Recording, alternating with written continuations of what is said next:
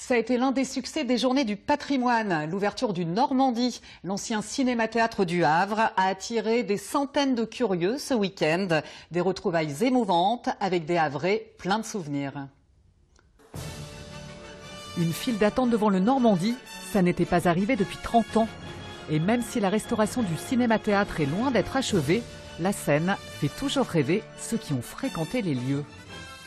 J'ai que des bons souvenirs. Les jeudis où il n'y avait pas d'école, on allait au cinéma Normandie. On arrivait de la ville haute et on descendait par l'escalier roulant.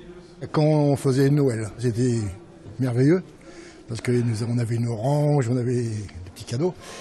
Le Normandie a bercé des générations de Havrais, une belle histoire que l'association de sauvetage du patrimoine aime dévoiler. Là, vous avez à gauche Madame Chumton.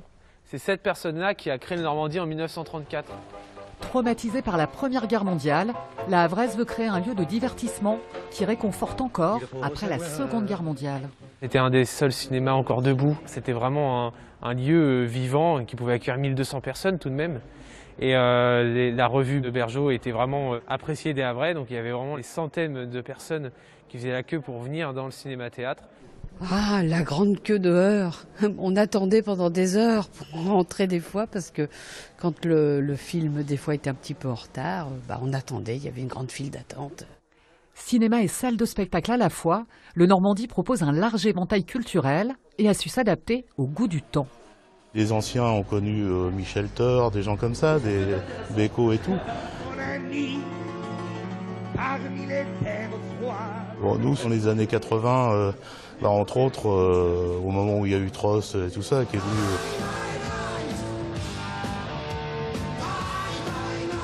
Ce jour-là, je crois bien, les spectateurs ont dû casser je ne sais combien de fauteuils dans la salle. C'était assez phénoménal. Des souvenirs, le Normandie espère bien en créer de nouveaux. Le propriétaire veut refaire une salle de spectacle à l'identique. Il est soutenu par une dizaine d'entreprises havraises mécènes. Le rideau pourrait s'ouvrir en 2023. C'est la fin de cette édition. Merci de nous avoir suivis. Tout de suite, votre journal régional présenté par Grégory Tellu.